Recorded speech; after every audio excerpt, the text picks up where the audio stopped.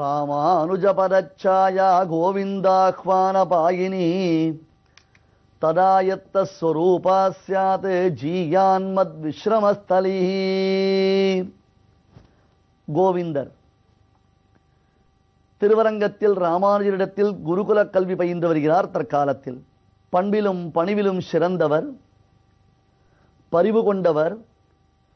பாம்பின் வாயில் கைவிட்டு அந்த பாம்பின் நாவில் தைத்திருந்த முள்ளை எடுத்து எரிந்துவிட்டு ஒன்றுமே நடவாதார் போலே சென்று தீர்த்தாமாடினவர் கோவிந்தர். திருமலையில் நிகழ்ந்த அந்த அற்புதத்தை பார்த்தோம் அல்லவா? இந்த கோவிந்தர் புகழ்ச்சி ஏற்பவரா அல்லது தற்புகழ்ச்சி செய்து கொள்பவரா? தன்னைத்தானே புகழ்ந்து கொள்ளுதல் குற்றம். அப்பொழுது நாம் எப்பொழுதுமே நம்மை எளிமைப்படுத்திக் கொள்ள வேண்டும். நீசனேன் நிறைவொன்றிலேன் என்று ஆழ்வார்கள் பாடுவார்கள். சுவாமி, அடியனுக்கு ஒன்றும் தெரியாது, அடியன் ஒன்றையும் அறிய மாட்டேன், என்னிடத்தில் ஒன்றுமே இல்லை, இதெல்லாம் எம்பெருமானுடைய சங்கல்ப விசேஷம், இதோ இந்த மகான் அவருடைய சம்பந்தத்தினால் அடியனுக்கு ஏற்பட்டிருக்கின்றன என்பதாக நாம் அப்படித்தான் நம்மை சொல்லிக் கொள்ள வேண்டுமே தவிர்த்து, நான் இந்திரன், நான் சந்திரன், நான் சூராதி சூரன், வீராதி வீரன் என்று நம்மை நாமே சொல்லிக் கொள்ளவும் கூடாது. ஒருவேளை நம்மை மற்றவர்கள் புகழ்ந்தாலும் அந்த புகழுரையை ஏற்றுக்கொள்ளக் கூடாது. இது சாமானியர்களுக்கே தெரியுமாயிற்றே, கோவிந்தரை போல மகான்களுக்கு தெரியாமலா இருக்கும்? ஸ்ரீரங்கத்தில் கோவிந்தர் வாழ்ந்த காலங்களில் அவருடைய சரித்திரங்களை கேள்விப்பட்டவர்கள் இப்பொழுது அவர் இருக்கும் நிலையை பார்த்து வியப்புறுகின்றார்கள். அடேயப்பா, எங்கிருந்தவர், எப்படி இருந்தவர், இப்பொழுது மிகச்சிறந்த ஆச்சாரசீலராக ஞானவானாக திகழ்கிறாரே. ஓய் கோவிந்தரே, உம்மை போல ஒருவரை பார்க்கவே முடியாது. நீர் நல்ல மேதாவி, நீர் உத்தமமான பண்புகள் உம்மிடத்தில் நிறைந்திருக்கின்றன, நீர் நிஜமாகவே மிக மிகச் சிறந்த பாக்கியவான் என்றெல்லாம் அவரை கொண்டாடுகிறார்கள். அப்படி கொண்டாடினால் கோவிந்தர் என்ன சொல்ல வேண்டும்? அடியடா, என்னை பார்த்து அந்த வார்த்தை சொல்லலாமா? எனக்கு என்ன யோக்கியதை இருக்கு? அடியனுக்கு ஒன்றும் தெரியாது, நான் ஒன்றும் அறியாதவன். ஏதோ பகவத் கடாட்சத்தினாலேயும் பாகவத கடாட்சத்தினாலேயும் எனக்கு இவையெல்லாம் நடந்து வருகின்றன. தாங்கள் புகழும் அளவிற்கு என்னிடத்தில் ஒன்றுமில்லையே என்று எளிமையாக தன்னை எளிமைப்படுத்திக் கொள்ள வேண்டி இருக்க, கோவிந்தரோ அவர்கள் புகழ்ந்தார்களேயானால், அப்படியா, தகும் தகும் தகும் தகும், ஆஹா, ஆம், நீங்கள் சொல்வது அனைத்தும் என்னிடத்தில் நிறைந்திருக்கின்றன. நல்ல ஞானம், நல்ல ஆச்சாரம், நல்ல பண்பு எல்லாம் என்னிடத்தில் இருக்கின்றன. நீங்கள் எந்த வார்த்தைகளை எல்லாம் என் விஷயமாக புகழுகிறீர்களோ அந்த அத்தனை புகழ்ச்சிகளும் எனக்கு தகும், எனக்கு தகும், எனக்கு தகும் என்று குதிக்கிறார். இப்பொழுது சொன்னது அனைத்தும் வீணாகிவிட்டது. யோசித்து பாருங்கள். சொன்னவுடனே அடடா எனக்கு இல்லை, எனக்கு இல்லை என்று மறுக்க வேண்டி இருக்க, அப்படி மறுத்தால் அவருக்கு பண்பு. மறுக்க வேண்டி இருக்க இவரோ தகும் தகும் தகும் தகும் என்று நர்த்தனம் ஆடுகிறார். இது ராமானுஜர் காதில் விழாமலா இருக்கும்? நல்ல விஷயங்களை நால்வர் சென்று சொல்லுகிறார்களோ இல்லையோ, இது போன்ற விஷயங்களை சொல்வதற்காக அந்த காலத்திலும் மக்கள் உண்டாயிற்றே. ஆகையால் சுவாமி, ஏதோ கோவிந்தர் தெரிந்து விட்டார், பெரிய திருமலை நம்பிகள் அவரிடத்தில் நல்ல விதை விதைத்திருக்கிறார், நல்ல பண்புகளை விதைத்திருக்கிறார், அந்த கோவிந்தர் ஞானத்திலும் சீலத்திலும் சிறந்தவர் என்று சொல்லுகிறீர்களே, அவரை மற்றவர்கள் போற்றி புகழ்ந்தால் இவர் தகும் தகும் தகும் தகும் என்று ஏறி குதித்துக் கொண்டிருக்கிறார். துளியும் வினயம் இல்லை சுவாமி. வித்யாததாதி வினயம் வினயாத்தியாதி பாத்திரதாம் என்னும்படியாக அந்த வினயம் வணக்கம் இல்லையே. இவரையா தாங்கள் அழைத்து வந்தீர்கள்? இவரை பெறுவதற்காகவா பெரிய திருமலை நம்பிகளிடத்தில் பிரார்த்தித்தீர்கள் என்றெல்லாம் ஒரு சிலர் கேட்டார்கள். ராமானுஜருக்கு கோவிந்தருடைய திருவுள்ளம் என்பதை நன்கு அறியக்கூடியவர் ராமானுஜர், அறிந்தவர். இல்லையென்றால் அவருடைய முகபாவத்தை அறிந்தே மறுபடியும் பெரிய திருமலை நம்பிகளிடத்தில் கோவிந்தர் அனுப்பியிருப்பாரா? ராமானுஜருக்கு தெரியும்.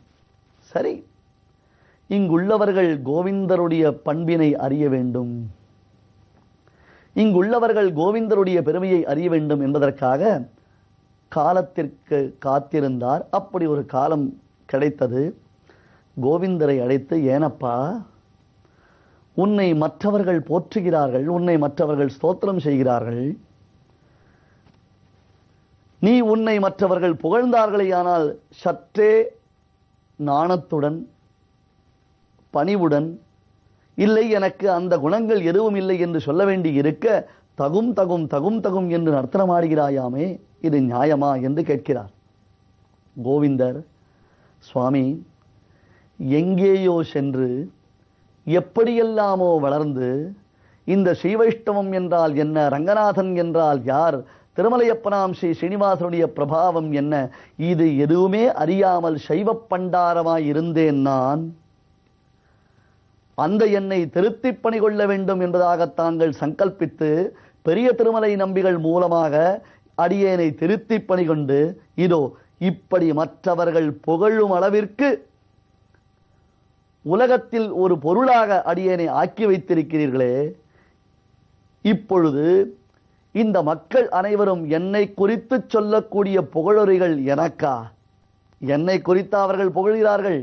நான் சைவப்பண்டாரமாக இருந்தேன், உள்ளங்கை நாயனாராக இருந்தேன், காளஹஸ்தீஸ்வரனுக்கே ஆட்பட்டு அவனுக்கு பூவும் பூசணைகளும் செய்து வந்தேன். இதையெல்லாம் அவர்கள் சொல்லி இப்பொழுது நீ மாறிவிட்டாயே, இப்பொழுது சாத்விகனாகி விட்டாயே, சுத்த ஸ்ரீவைஷ்ணவனாகி விட்டாயே என்று அவர்கள் என்னை குறித்து சொல்வதெல்லாம் என் விஷயமான பெருமிதமான வார்த்தைகளா? இல்லை சுவாமி, எங்கோ இருந்து பாழ்பட்டு கிடந்ததான என்னை திருத்தி பணி கொண்டு இருக்கக்கூடிய தங்களின் புகழுரைகள் அன்றோ அவைகள்? இவை அனைத்தும் தங்களுக்கு சேரக்கூடிய புகழ்கள் அன்றோ? ஆகையால் நான் என்னை புகழ்ந்ததாக ஒரு பொழுதும் நினைத்திருக்கவில்லை. இந்த புகழ்ச்சிகள் அனைத்தும் அடியேனை பயனன்றாகிலும் பாங்கல்லராகிலும் செயல் நன்றாக திருத்தி பணிகொண்ட தேவரீருக்கன்றோ இவை அனைத்தும் என்பதாக நினைத்து நான் மகிழ்ச்சி பெருக்கால் நர்த்தனமாடுகிறேன். இதில் என்ன தவறு என்று கேட்டார். அப்பொழுது தான் இவர் குறித்து கோள் சொன்னவர்களுக்கு உண்மையிலேயே கோவிந்தருடைய திருவுள்ளம் புரிந்தது. தன்னை குறித்து அவர் பெருமிதம் கொண்டு குதிக்கவில்லை. அர்ஜுனன் தன்னைத்தானே புகழ்ந்து கொண்ட அந்த தற்புகழ்ச்சிக்கு ஒரு பொழுதும் இவர் ஆட்படவில்லை. தற்கொலைக்கு சமமான தற்புகழ்ச்சியை அவர் ஒருபொழுதும் விரும்பவில்லை என்பதை நாம் நன்கு அறிந்து கொள்ள வேண்டும். ஆனால் இவை அனைத்தும் பகவத் ராமானுஜருடைய பெருமைகள். அடே அப்பா, காரே கருணை ராமானுஷா இக்கடலிடத்தில்லாரே அறிவர் நின் அருளின் தன்மை. கருணை உள்ளம் கொண்ட ராமானுஷா, எம்பெருமானுக்கு கருணை என்பதை காட்டிலும் எம்பெருமானாராகிற உமக்குத்தானே கருணை என்று உம்முடைய ஆச்சாரியரான திருக்கோஷ்டி உரம்பிகள் உம்மை கொண்டாடவில்லையா? எம்பெருமானுடைய கருணையை காட்டிலும் எம்பெருமானாருடைய கருணை உயர்ந்தது என்பதை உலகத்தவர்கள் உணர்ந்திருக்கவில்லையா? அப்படி அந்த கருணா பிரவாகம் என் மீது தனிப்பட்ட முறையில் வருஷித்து இப்பொழுது நான் ஒரு வஸ்துவாக ஒரு பொருளாக இருக்கிறேனே, மற்றவர்கள் போற்றி புகழ்ந்து என்னை பாடுமளவிற்கு என்னை ஆட்படுத்தி வைத்ததான பெருமை தங்களுக்குத்தானே சுவாமி சேரும். பெரியோருக்கு ஆட்பட்ட கால் பெறார பேர் அளிக்கக்கூடியவன் எம்பெருமான் என்பதை நான் உணர்ந்திருக்கிறேன். புஷ்பமாலானு சங்கேன சூத்திரம் சிரசிதாரியரே என்பார்கள் பெரியோர்கள். வெறும் நூலை தலையில் வைத்துக் கொள்வோமா? பூ தொடுக்கும் நார், அந்த வாழை நார், வாழை நூல், அதனை நாம் தலையில் சூடிக்கொள்வோமா? இல்லையே. அதே நாரில் புஷ்பங்களை நாம் தொடுத்தோமேனால் புஷ்பமாலானு சங்கேன பூவினுடைய சம்பந்தத்தினாலே அந்த நூலும் தலையில் சூடப்படுவதை போல ராமானுடைய சம்பந்தத்தினாலே என்னை மற்றவர்கள் புகழ்கிறார்கள். இந்த புகழ்ச்சிகள் எதுவுமே எனக்கு ஏற்புடையதாக இல்லை. இவை அனைத்தும் தங்களுடைய பெருமையை காண்பிப்பன, தங்களுடைய பிரபாவத்தை காண்பிப்பன என்று சொன்னார். ராமானுஜர் அகமகிழ்ந்தார். அருகிலுள்ள சிஷ்யர்களுக்கும் இந்த விஷயம் புரிந்தது. ஓ, இவர் பண்பட்டவர், ராமானுஜருடைய பரிபூர்ண கடாட்சத்திற்கு இலக்கானவர். ஆனால் இது போன்ற மகான்களுக்கு மீண்டும் மீண்டும் சோதனைகள் வருவது என்பது இயல்புதான். அப்படி அவர்களுக்கு சோதனைகள் ஏற்பட்டால் அன்றோ நம்மை போன்றவர்கள் அந்த உயர்ந்த சரித்திரத்தை, சரித்திராமிர்தத்தை அள்ளி பருக முடியும். கோவிந்தர் எப்பொழுதும் பகவத் தியானம் செய்து கொண்டே இருப்பவர். எப்பொழுதும், எந்த காலத்திலும், எல்லா காலத்திலும் அவர் பகவத் தியானம் செய்து கொண்டே இருப்பாராம். அதிலும் ஹிருதய புண்டரீகத்தில் எம்பெருமானை தியானித்துக் கொண்டு, அந்த அந்தர்யாமி ஸ்வரூபமான அந்த பரமாத்மாவை தியானித்துக் கொண்டு, அடியேனுள்ளான், அண்டத்தகத்துள்ளான், புறத்துள்ளான், எல்லா இடத்திலும் அந்தர் பகிஷ்சரத் சர்வம் யாப்பி நாராயணஸ்திதா என்று வெளியிலும் பறந்திருக்கிறான். உடன்மிசை உயிரென கரந்தி எங்கும் பரந்துடன் என்று பகிர்வியாப்தி என்று சர்வமுகமாக அவன் வியாபித்திருக்கிறான். அந்த பரமாத்மா ஒருவன் அடியேன் உள்ளானே என்று அந்தர்யாமியாகவும் பிரகாசித்துக் கொண்டிருக்கிறான் என்பதை கோவிந்தர் தன்னுடைய தியானத்தில் எப்பொழுதும் உணர்வார். ஒரு சிலர் தியானங்கள் செய்தால் மற்றவர்களுக்கு அது பொறுக்கவே பொறுக்காது. அதை அவர்கள் புரிந்து கொள்ளவும் மாட்டார்கள். ஏனென்றால் அவர்களாலே 2 நிமிடம் கூட ஒரு இடத்தில் அமைதியாக அமர முடியாது. என்ன தியானம் செய்கிறார், ஏதோ கண்களை மூடிக்கொண்டு வேடிக்கை காண்பிக்கிறார், இப்படியெல்லாம் சொல்பவர்கள் உண்டாயிற்றே. மறுபடியும் ராமானுஜரிடத்தில் வந்து கோவிந்தரை குறித்து கோள் சொன்னார்கள். அப்படியா, சரி. ஒரு இருட்டு அறை. அந்த இருட்டறையில் ராமானுஜர் ஒரு சிறு ஊசியை கீழே போட்டு வைத்தாராம். குண்டூசி போன்றதான ஒரு பொருளை கீழே போட்டு வைத்தாராம். யாரெல்லாம் கோவிந்தரை குறித்து கோள் சொன்னார்களோ அவர்களை அழைத்து விளக்கே இல்லாத அந்த அறையில் இருக்கும் கீழே விழுந்திருக்கக்கூடியதான குண்டூசியை எடுத்து வாருங்கள் என்று சொல்ல, அவர்கள் அங்கே தேடி தேடி தேடி பார்த்து சோர்ந்து போய் திரும்பி வந்தார்கள். ஏனென்றால் ஒரு சிறு விளக்கு கூட இல்லையே. அந்த இடத்தில் எதை கண்டுபிடிப்பது, எதை பார்ப்பது என்பது தெரியாமல் அவர்கள் திகைத்து விட்டார்கள். தோல்வியுற்று அவர்கள் திரும்பி வந்தவுடனே கோவிந்தரை அழைத்து, கோவிந்தா, அதோ அந்த அறைக்குள்ளே ஒரு ஊசி விழுந்து விட்டது, நீ சென்று அதனை எடுத்து வருகிறாயா என்று சொல்ல, ஒரு நொடியில் கோவிந்தர் உள்ளே நுழைந்தார். ஒரு நொடியில் அந்த ஊசியை எடுத்து வெளியே வந்து விட்டார். எப்படி முடிந்தது? விளக்கில்லையே, வெளிச்சமில்லையே.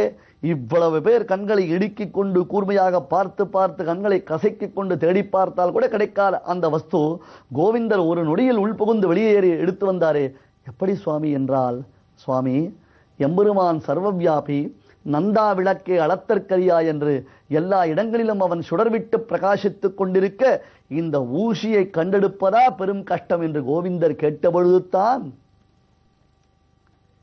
எந்த அளவிற்கு இவர் தபோவலிமை மிக்கவர், எந்த அளவிற்கு எப்பொழுதும் பகவத் தியானம் செய்பவர் என்பதை அவர்கள் உணர்ந்தார்கள்.